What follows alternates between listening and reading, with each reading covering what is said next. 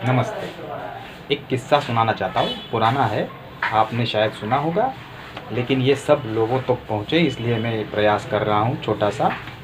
ये किस्सा कहाँ से आया है मैं बाद में अंत में बताऊँगा। एक फैमिली होती है,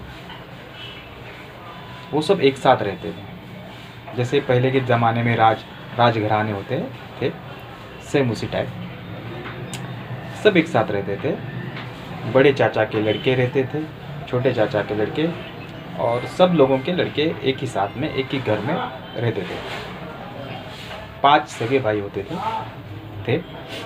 उनमें एकता का अभाव था, हमेशा आपस में लड़ते झगड़ते, खाने की चीज़ों में, खेलने की चीज़ों में उनमें हमेशा झगड़ा होता था।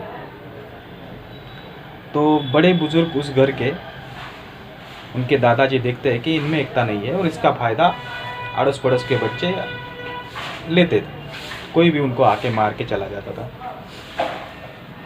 तो दादाजी सोचते कि इनमें अब एकता लानी है, अब कैसे लाई जाए। तो इसके विषय में वो पूरे फैमिली में चर्चा करते हैं, बोलते हैं कि आप लोगों को मेरा साथ देना पड़ेगा ताकि मैं इनमें एकता लाऊं। तो बहुत सोच विचार करके वो एक डिसीजन लेते हैं। आपने एक किस्सा बचपन में, अगर आप स्कूल गए थे तो सुना होगा कि एक बाप अपने 3 भाइयों में एकता लाने के लिए हर एक को एक लकड़ी देता है, उनको बोलता है इसको तोड़ दो।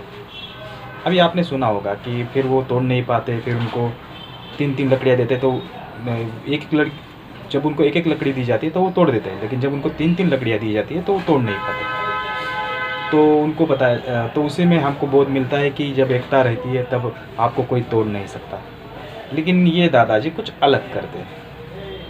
ये करते क्या है, 5 बच्चों के दोनों हाथों को सीधा करके यहाँ से लेके यहाँ तक एक बांस की लकड़ी बांध देते हैं, यहाँ से लेके हाथ तक, ताकि उनके हाथ ऐसे यहाँ पे बेंड ना हो पाए, यहाँ से ऐसे मुड़ न पाए और वो कुछ काम आसानी से न कर पाए। 5 बच्चों के सुबह सुबह हाथ बांध दिए जाते हैं और पूरे परिवार को बता दिया जाता है कि ये हाथ कोई खोलेगा नहीं।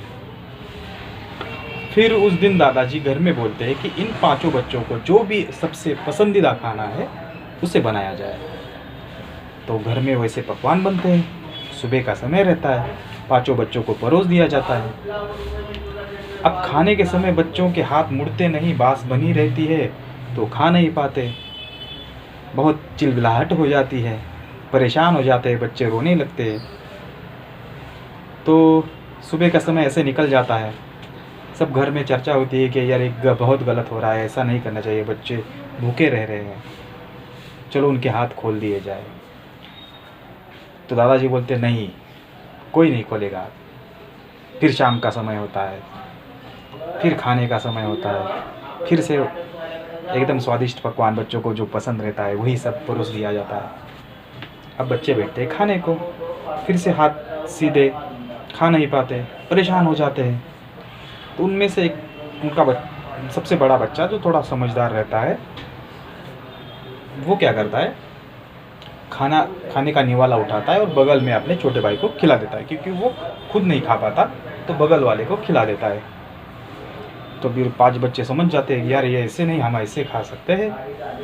तो सब लोग एक दूसरे को खाना खिलाते हैं और उसी में उनमें आपस में प्यार बढ़ जाता है और इससे उनमें एकता होती है और वो 5 बच्चे इतिहास रच देते हैं। ये कहानी है महाभारत की 5 पांडवों की, और जो दादाजी थे वो भीष्म थे।